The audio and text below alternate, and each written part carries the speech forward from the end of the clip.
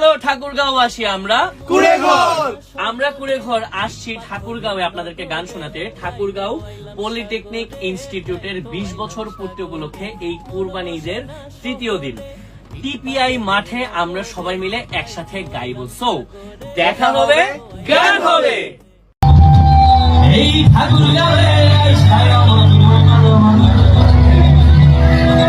এই মানুষের খামল পিঞ্জরায় সুখের পক্ষী ডাকে।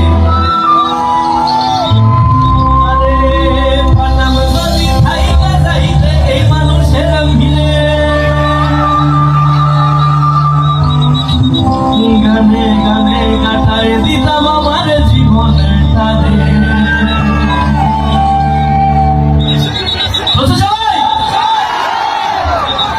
চলেন ছাগল চলে